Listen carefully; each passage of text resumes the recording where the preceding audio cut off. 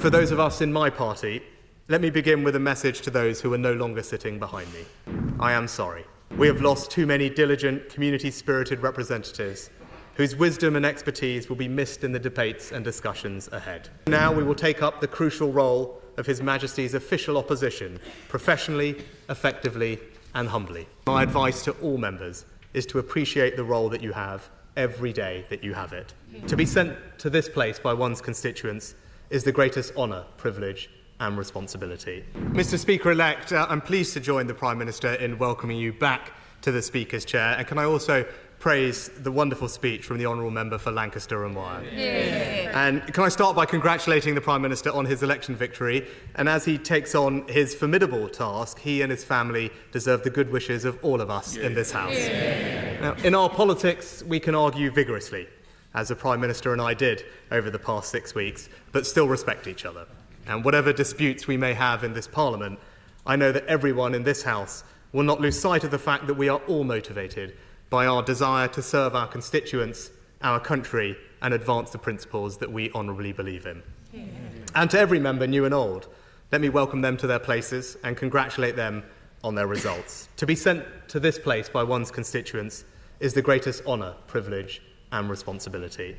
I know every one of us will be trying to repay the trust placed in us, and I look forward to continuing to represent the interests of my own rural North Yorkshire constituents.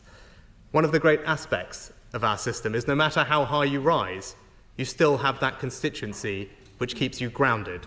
And my advice to all members is to appreciate the role that you have every day that you have it. And for those of us in my party, let me begin with a message to those who are no longer sitting behind me. I am sorry. We have lost too many diligent, community-spirited representatives whose wisdom and expertise will be missed in the debates and discussions ahead.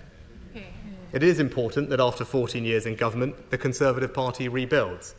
So now we will take up the crucial role of His Majesty's official opposition, professionally, effectively and humbly.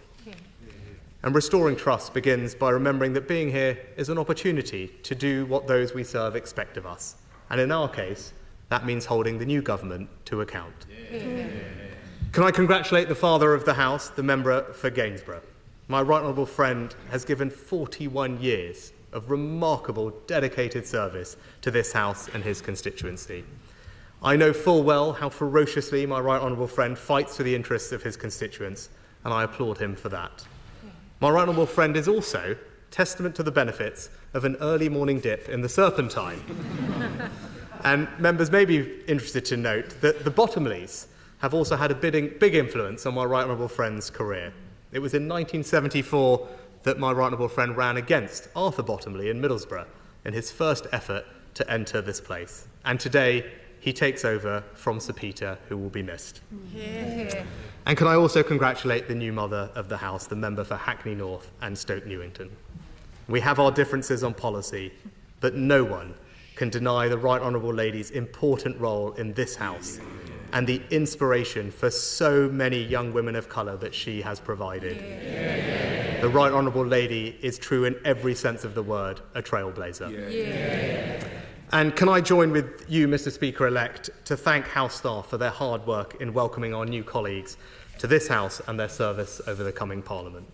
And finally, may I congratulate you, Mr. Speaker-elect. When you first ascended to the Speaker's chair, you did so with a healthy majority, and that was testament to your wide appeal and the confidence in which this House places in you and your judgments. The last Conservative Prime Minister, the Right Honourable John Major, who spoke from these opposition benches, said about the role of the Speaker, "The job specification is pretty daunting. The patience of Job and the wisdom of Solomon are only the basic requirements. We demand also impartiality, independence and fairness." Well, Mr. Speaker-elect, you have shown over the past 4.5 years how to protect that careful balance. The last few years in this House have been at times difficult, and you, sir, have always brought this House together.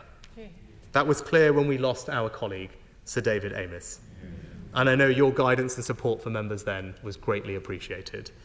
It is a privilege to be in this House. Our democracy is powerful, and as we have witnessed, it can be definitive. But I know that this House will, true to its best traditions, hold the executive to account. and I know that Mr. Speaker-elect will facilitate that. So in conclusion, Mr. Speaker-elect, I have no doubt that we will face difficult days together in this place, but I also know that I speak for the whole House when I say that we will all welcome your leadership and guidance in the months and years ahead. Yeah.